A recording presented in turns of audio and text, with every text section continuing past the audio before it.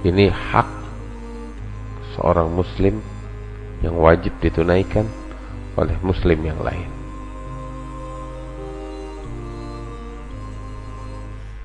Harus kita hormati, nggak boleh kita rendahkan, nggak boleh kita hina.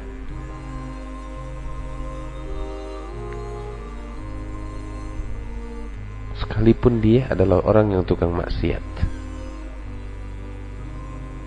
kemaksiatannya kita ingkari, tapi orang tersebut tidak boleh kita hina. Orang tersebut nggak boleh kita jatuhkan kehormatannya. Musuh kita bukan orang, tapi musuh kita kemaksiatan. Musuh kita bukan orang kafir, tapi musuh kita adalah kekafiran. Lihat perbedaan ini yang harus kita fahami betul. Musuh kita adalah kekafiran, bukan orang kafir. Ingat itu. Musuh kita kemaksiatan, bukan orang yang bikin maksiat.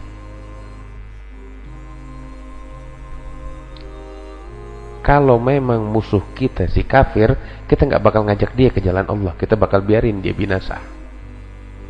Kalau memang musuh kita orang yang maksiat, kita nggak peduli dia bikin maksiat apa enggak. Kalau memang dia musuh kita si tukang maksiat, biarin masuk neraka. Tapi karena dia bukan musuh kita kemaksiatan, kita selamatin dia dari kemaksiatan. Karena si kafir ini bukan musuh kita, karena itu kita selamatkan dia dari kekafiran. Itu yang harus kita ketahui. Kita wajib hukumnya menghormati setiap orang Islam secara umum, yang besar maupun yang kecil, yang tua maupun yang muda. Tapi secara khusus adalah para ulama, orang-orang saleh, dan secara khusus lagi orang-orang tua. Di dalam suatu riwayat disebutkan, barang siapa yang menghormati orang tua, maka kelak ketika dia mencapai usia tua, Allah akan mengutus pemuda-pemuda yang menghormati dirinya. Kama tadinu tudan, albirru salaf. Seperti kita berbuat, orang akan berbuat kepada kita. Dan kebaikan itu anggap di mata Allah adalah hutang. Apa maksudnya kebaikan hutang? Kita berbuat baik, satu saat kelak orang akan berbuat baik, kebaikan yang sama kepada kita. Saya kira jelas.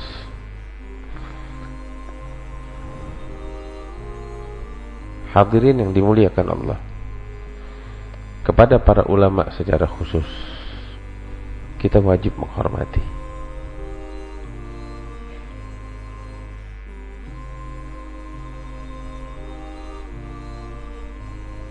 Karena Allah menghormati mereka. Apa yang Allah bilang di dalam Al-Quran?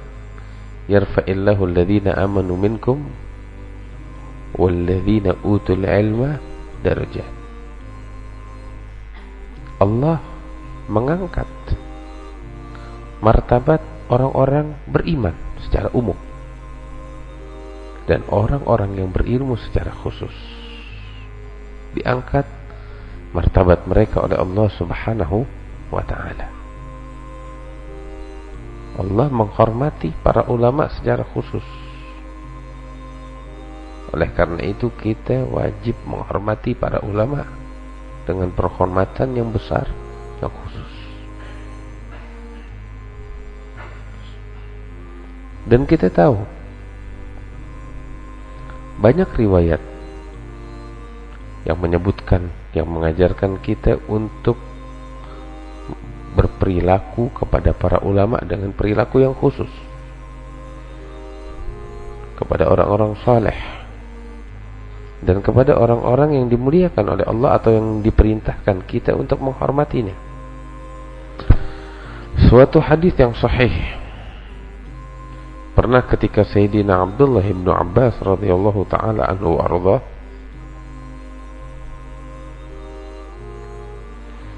beliau sedang menghadiri pemakaman seorang muslim yang meninggal.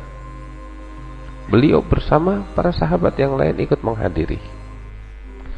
Di antaranya adalah Sayyidina Zaid bin Thabit. Zaid bin Thabit ini adalah seorang ulama dari kalangan para sahabat.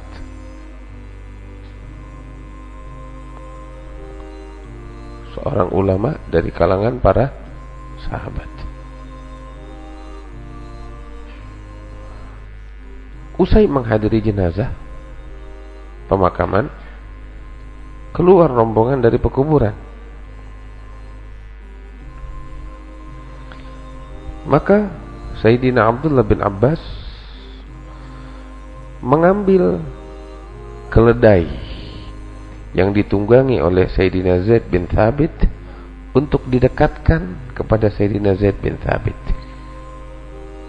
Dipegangi itu keledai agar Sayyidina Zaid bin Thabit mudah menungganginya.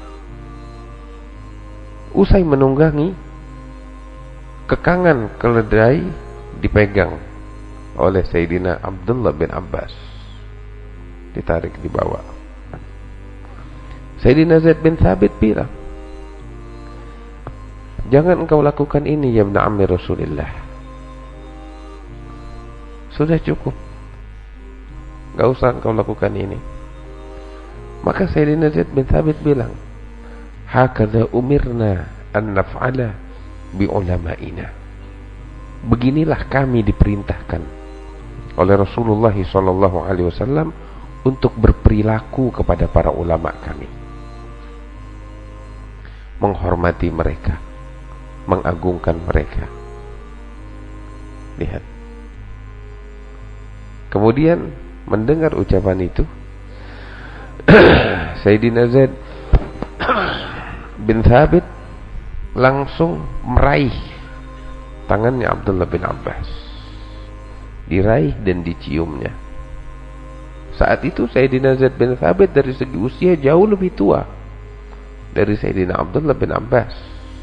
Bahkan dari segi martabat, Zaid bin Thabit ini adalah gurunya Sayyidina Abdullah bin Abbas.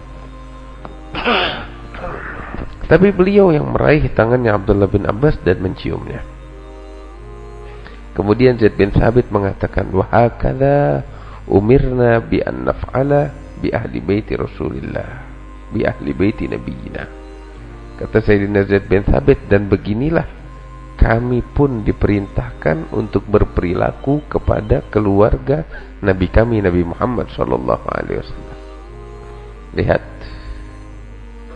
bagaimana kita diperintahkan untuk berperilaku kepada para ulama, dan bagaimana kita diperintahkan untuk berperilaku kepada keluarga Nabi Muhammad sallallahu alaihi wasallam. La ya'riful fadl li ahli al-fadl illa ahli al-fadl. Katanya enggak ada orang yang menghargai kehormatan, kemuliaan, keistimewaan orang lain melainkan mereka orang-orang yang istimewa.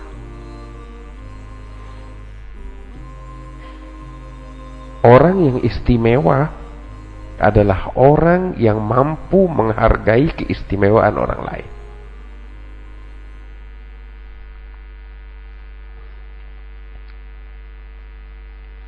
Dia adalah orang yang istimewa.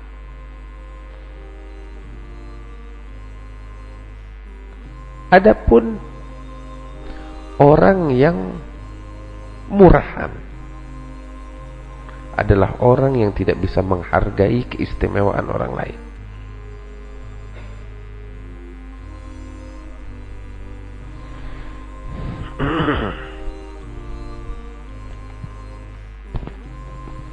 Orang yang istimewa adalah orang yang bisa menghargai keistimewaan orang lain.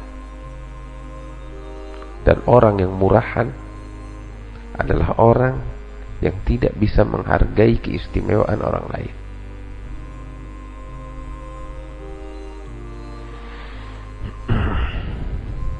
Oleh karena itu,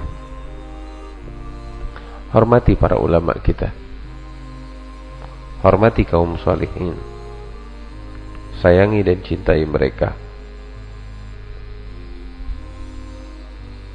Dengan demikian insya Allah kita diberikan oleh Allah keberkahan ilmu, dan insya Allah anak-anak kita dijadikan oleh Allah sebagai orang-orang yang berilmu. Ajarkan anak-anak kita tuh biar cinta sama ulama, menghormati mereka, menghargai mereka, mencari mereka. Ajarkan anak-anak kita, keluarga kita. Wallahi keberkahan di situ.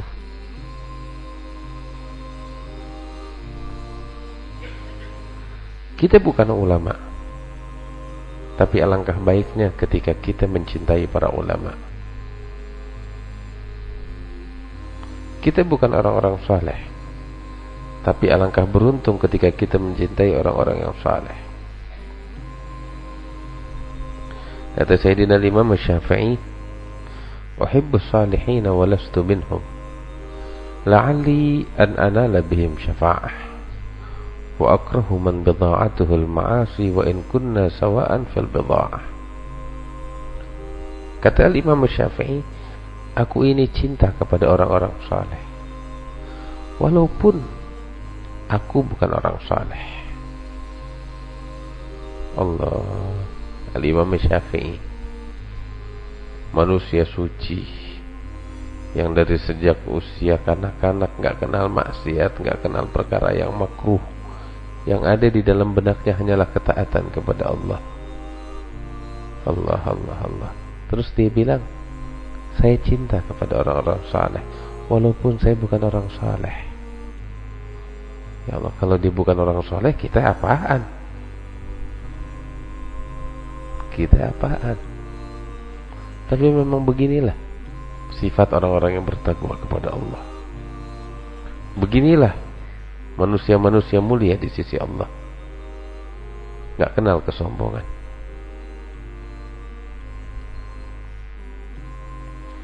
Aku cinta orang saleh, kata Imam Syafi'i, walaupun aku bukan orang saleh. Kenapa? Aku berharap agar Allah masukkan aku di bawah syafaatnya mereka, orang-orang yang saleh. Wa akrah man bidha'atuhu al-ma'asi wa in kunna sawa'an fil bidha'ah. Dan aku benci kepada orang-orang yang maksiat karena kemaksiatan mereka, walaupun aku dan dia sama perilakunya, sama-sama maksiat. Imam Syafi'i bilang begitu. Maksiat apaan yang dibikin Imam Syafi'i? Kita maksiat ya maksiat benar, maksiat. Dosa-dosa besar kita bikin. Imam Syafi'i apa maksiat yang dia bikin? Gak ada. Satu kali dia mengeluh kepada gurunya Imam Syafi'i, Al-Imam Waki' bin Jarrah, gurunya Imam Syafi'i. Beliau mengeluh, katanya, wahai guruku, aku sekarang nih kalau ngapal susah, gak gampang masuk ngapalnya. Susah banget kalau ngapal. Masya Allah. Emang kalau Imam Syafi'i itu kalau ngapal bagaimana cepatnya? Al-Imam Syafi'i kalau ngapal, ini buku, dia pengen ngapal lembaran yang sebelah kanan, sebelah kiri dia harus tutup. Dia harus tutup. Kenapa? Takut matanya ngelihat yang sebelah kiri sebelum yang sebelah kanan, yang pengen dihafal sebelah kanan, matanya ngelihat ke kiri langsung nempel, jadi berantakan hafalannya. Itu saking cepatnya. Jadi kalau mau ngapal dia sebelah kanan, yang kiri dia tutup. Supaya apa? Supaya matanya nggak ngelihat yang kiri, ngelihatnya ke yang kanan, jadi langsung hafal. Kalau yang kiri dibuka, matanya keburu lihat yang kiri, akhirnya berantakan sebelum menghafal yang kanan. Cepat banget kan tuh hafalannya. Tuh lihat, tuh cepat. Nah sekali dia mengeluh, hafalannya lemah. Hafalan lemah yang bagaimana itu? Cepatnya aja kayak begitu. Ya iya, hafalan lemah menurut Imam Syafi'i. Lemahnya Imam Syafi'i ini bakal kita wudih, kuat banget tuh. Mudah-mudahan kita dikasih hafalan kayak begitu. Ngadu sama gurunya, Al-Imam Al-Waki' Ibn Al-Jarrah. Imam Waki' bilang, ya Muhammad bin Idris, ketahuilah ini ilmu adalah cahaya Allah. Dan cahaya Allah nggak bakal diberikan kepada mereka yang maksiat. Coba engkau introspeksi diri. Maksiat apa yang engkau bikin? Imam Syafi'i langsung bilang, wahai guruku, aku nggak bikin maksiat. Aku nggak bikin maksiat. Tuh dia udah tahu dirinya nggak bikin maksiat. Allah. Aku nggak bikin maksiat. Gurunya bilang, coba pikir introspeksi lagi. Tafadhol. Waalaikumsalam. Coba kau pikir lagi. Dia merenung, dia berpikir, bilang, oh iya, berapa waktu lalu dari rumah dia pengen hadir ke majelis. Biasanya Imam Syafi'i dari rumahnya ke majelis itu, ya, kalau jalan dia nunduk sambil berzikir kepada Allah atau mengulang hafalannya, sehingga dia nggak menoleh kanan kiri, nggak lihat apa di sekitarnya. Dari rumah langsung menuju ke majelis. Cuman satu kali itu, pernah sekali, ketika dia lagi keluar dari rumah pengen ke majelis, keluar dia sambil nunduk seperti biasa. Lewat di hadapannya seorang wanita, kebetulan tumit kaki wanita tersebut sekilas kelihatan depan Imam Syafi'i. Langsung dia berpaling. Kata Imam Syafi'i, mungkin itu dia sebabnya tuh. Mungkin itu maksiat. Allah. Kita apa yang kita lihat? Dia cuma ngelihat, nggak sengaja terus berpaling. Apa yang dia lihat? Cuma tumit kaki perempuan, nggak sengaja terus dia berpaling. Allah. Itu dalam agama itu bukan maksiat. Tapi bakal dia dianggap itu sebagai kesalahan dan maksiat. Hafalannya langsung berkurang. Allah, tuh lihat. Maksiat apa yang dibikin sama Imam Syafi'i? Kagak ada. Sampai dia bawakan tuh syair. Dia taubat sama Allah. Kuat lagi hafalannya. Terus dia gubah tuh syair. Syakautu ila waqi'in su'a hifdhi fa arsyadani ila tarkil ma'asi wa amba'ani bi annal ilma nurun wa nurullah la yutahul asri. Aku datang kepada guruku Al-Waqi'. Aku mengeluh tentang lemahnya hafalanku. Maka guruku memberikan arahan kepadaku agar aku meninggalkan kemaksiatan, dan beliau memberitahukan kepadaku bahwa ilmu itu adalah cahaya Allah, dan cahaya Allah tidak akan diberikan oleh Allah kepada orang yang maksiat. Beliau bilang, uhibbus salihina walastu minhum la'alli an anala bihim syafa'ah wa akrah man bidha'atuhul ma'asi wa in kunna sawa'an fil bidha'ah. Imam Ahmad bin Hanbal dengar begitu, beliau bilang, beliau terharu. Imam Ahmad bin Hanbal dengar ucapan Syafi'i kayak begini. Beliau bilang, tuhibbus salihin wa anta minhum, muhibbul qawm yalhaq bil jamaah, wa takrah man bidha'atuhul ma'asi hamakallah min tilkal bidha'ah. Al-Imam Ahmad bilang, engkau cinta kepada orang saleh dan engkau bagian dari mereka ya Imam. Engkau benci kepada tukang maksiat, dan memang dari awal engkau suci dari kemaksiatan. Begini kita diajarkan untuk menghormati para ulama. Bahkan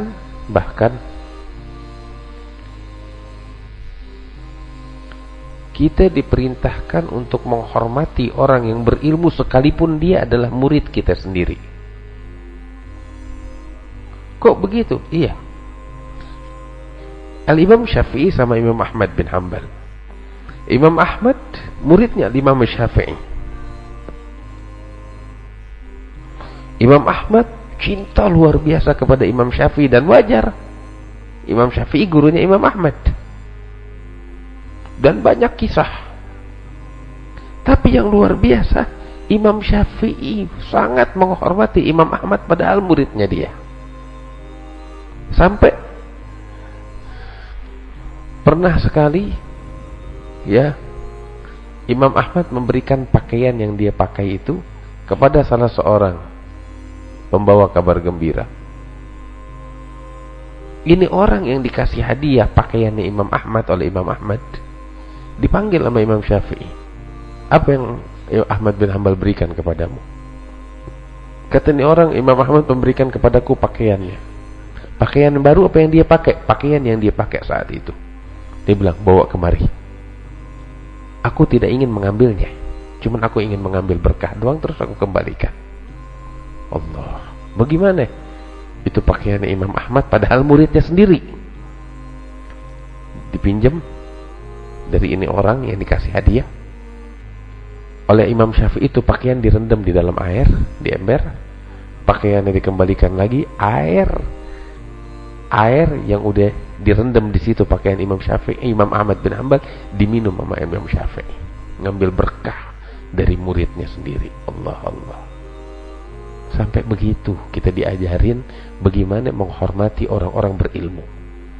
Gak cuma seorang murid kepada gurunya, bahkan guru kepada muridnya pun seperti ini diajarkan selama muridnya orang yang berilmu. Demikian halnya kepada orang-orang saleh, orang-orang yang bertakwa kepada Allah, keluarga Nabi Muhammad, ahlu baiti Rasulullah sallallahu alaihi wasallam. Kita diajarin begitu. Dan juga kita diajarin untuk menghormati orang-orang tua, walaupun bukan orang berilmu. Katanya di dalam riwayat, inna min ijlalillah ijlal dhu syaibatin fil Islam, atau inna min tawgirillah tawgir dhu syaibatin fil Islam. Di antara bentuk penghormatan seseorang kepada Allah adalah menghormati orang tua yang muslim. Orang yang udah beruban muslim itu yang terhormatin. Kenapa? Ini adalah bagian dari penghormatan kepada Allah. Walaupun dia bukan orang berilmu, orang biasa aja, tapi kita diajarin begitu. Laisa minna man lam yuwaggir kabirana wa la yarham saghirana. Bukan bagian dari kami, kata Rasulullah, bukan bagian dari kami, bukan bagian dari kami orang yang tidak menghormati orang tua kami, orang tua kami, atau menyayangi anak-anak kecil kami. Bukan bagian dari kami, kata Rasulullah. Ya, karena itu saya ingat di Hadramaut kita diajarin kalau lagi majelis begini, ya, yang tua biar dipersilahkan duduk di depan, menyender kalau emang harus menyender, atau di saf yang pertama di bagian depan, baru setelahnya yang lebih muda dan yang lebih muda, yang lebih muda, dan seterusnya. Diajarkan kita begitu. Itu yang harus kita perhatikan.